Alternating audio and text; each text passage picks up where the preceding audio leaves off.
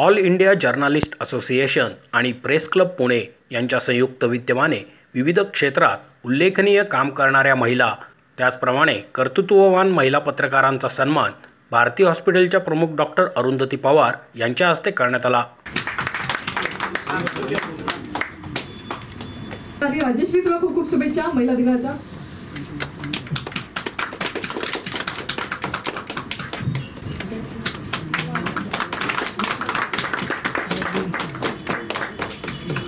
खूप अभिनंदन तुझं आणि महिला दिनाच्या शुभेच्छा तुला। शिस्तबद्ध पद्धतीने पीआरशिप करताना दिसते। पुन्हा तुझं खूप खूप स्वागत आहे आणि अभिनंदन तुझं आणि महिला दिनाच्या शुभेच्छा। पत्रकार संघातून एखाद्या ठिकाणी घेऊन जाणं अशा सगळ्याच गोष्टी ती करते। अधिकारी खूप खूप स्वागत तुझं खरं तर आणि अभिनंदन पण साठी काम करते। शुभांगी खूप खूप स्वागत, अभिनंदन। ती कव्हर करते, अनेक वर्षापासून काम करते। प्रीती, बहुत बहुत शुक्रिया प्रीती। महिला दिनाच्या शुभेच्छा। काम करते आणि प्रत्येक बातमी कशी फास्ट पोहोचेल लोकांपर्यंत यासाठी या दोघी प्रयत्न करतात। खरं तर या दोघींनाही खूप खूप अभिनंदन महिला दिनाच्या आणि शुभेच्छाही।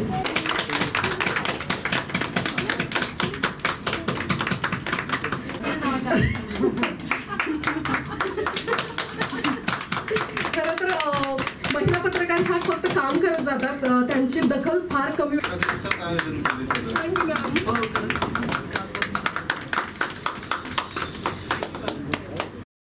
डॉक्टर अरुंधती पवार यांनी महिलांच्या आरोग्य जीवनशैलीविषयी उपस्थित महिला पत्रकारांना मार्गदर्शन केले। आहाराचा समतोल साधून कसं निरोगी आयुष्य जगता येते याविषयी त्यांनी माहिती दिली। आता डॉक्टर आहे म्हटल्यावरती थोडं हेल्थचं बोलणं म्हणजे I won't say it's a compulsion, पण मला कंपल्शन असतं की I need to tell people. कारण मी बऱ्याचदा बघितलेलं आहे की बायका त्यांच्या हेल्थला एवढा इम्पॉर्टन्स देत नाही। कारण प्रत्येक वेळा मी जसं म्हटलं तसं सगळे फर्स्ट आले पाहिजेत ना, आपली लास्ट आहे। अंगात कणकण आहे, ताप आहे, खा गोळी, लाग कामाला, तसं खूप वेळा करतो आपण। I am also doctor but I also do it, पण आपण ते करतो। पण ह्या छोट्या छोट्या गोष्टी ठीक आहे की तुम्हाला आज थोडंसं हे झालं तर तुम्ही इग्नोर करता, पण माझं म्हणणं आहे की तुम्ही रेग्युलर हेल्थ चेकअप किती करता? How many of you do regular health checkup? 40 over 40 कोण कोण आहे? एक्झॅक्ट एज नका सांगू, but just over 40। How many last checkup कधी केला? मे बी हां, तुम्हाला तर शी इज लाईक नो। तर माझं तेच म्हणणं आहे की ॲक्च्युली आपण आपलं एज पण खूप ग्रांटेड धरतो, but do you know that human body starts ageing at age 30। 30ल्याना काय वाटतं मला अजून भरपूर वेळ आहे, हे 50ल्या बायकांची गरज आहे, 60ल्या बायकांची गरज आहे। आय एम सॉरी, नाही, your body has already started ageing at 30।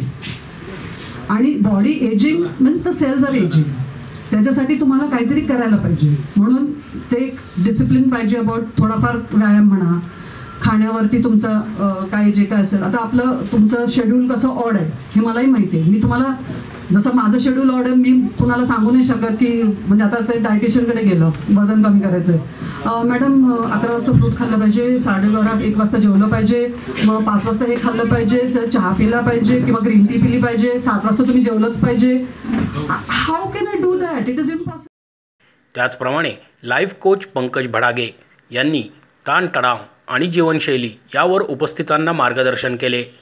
खास जम्मू येथून आलेल्या विद्यार्थिनी रिया कलुरिया आणि दीक्षा कलुरिया यांनी जम्मू काश्मीर विषयी माहिती देत उपस्थितांशी संवाद साधला।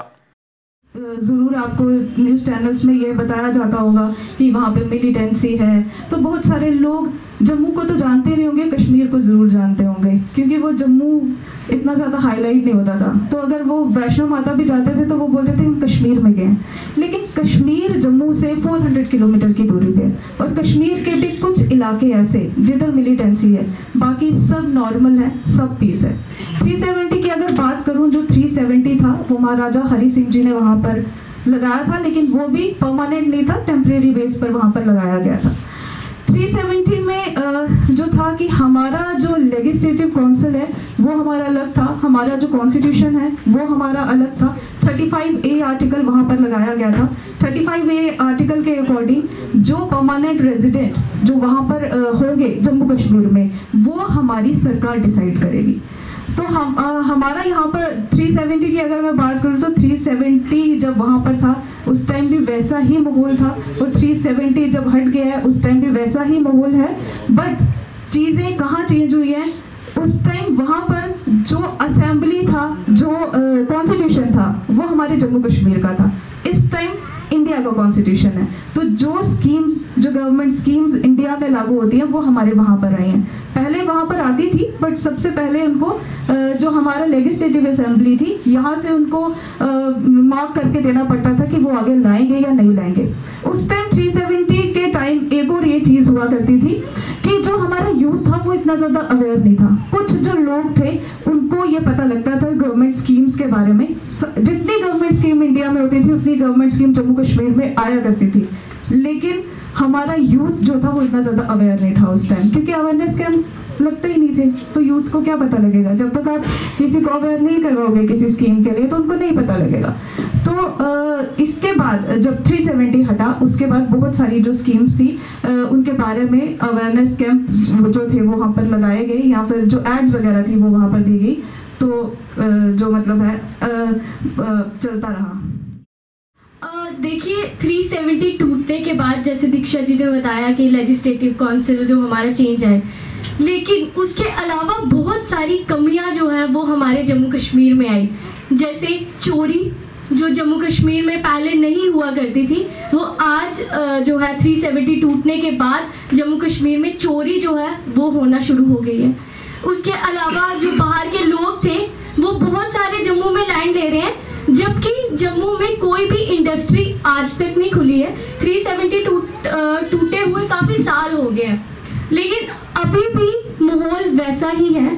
और अगर जम्मू कश्मीर के यूथ की बात की जाए तो अगर अनएम्प्लॉयमेंट जो है वो पहले भी वैसी थी, आज भी वैसी ही है। अगर JKSSB का अगर एक एग्ज़ाम होता है ना, आप कितनी बार देते होंगे एक एग्ज़ाम? एक बार। हमारे जम्मू कश्मीर में रोज़ कैंसिल होता है वो एग्ज़ाम। हम 10-15 बार फॉर्म भरते हैं एक एग्ज़ाम को देने के लिए।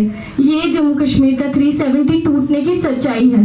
और मैम ने कहा कि आप कश्मीर से आए हैं। मैम मैं आपको बता दूं, सॉरी टू से, हम जम्मू से आए हैं। और जम्मू कश्मीर अलग अलग है दोनों। और हमें बहुत सारे, हम यहाँ पर मराठों से मिले तो उनका कहना था कि जम्मू में हमें जाकर डर लगता है। लेकिन सीरियसली बताऊं, हम कोई भी बॉम्ब लेकर वहाँ पर नहीं खड़े होते। हमारे घर के बाहर कभी भी बर्फ़ नहीं पड़ी।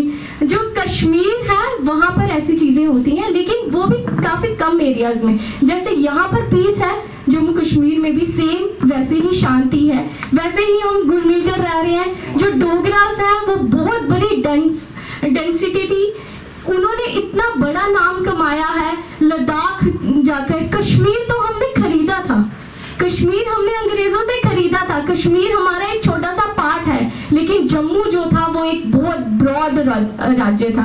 आप जब घूमने जाते हैं, क्योंकि हमारी जितना भी टूरिज्म है मैक्सिमम कश्मीर का होता है, जम्मू को इतना ज़्यादा हाईलाइट कभी नहीं किया गया। लेकिन 370 के बाद जो डेवलपमेंट है थोड़ी बहुत वहाँ पर आई, जैसे स्मार्ट सिटी का प्रोजेक्ट जो है पहले जम्मू कश्मीर में नहीं था।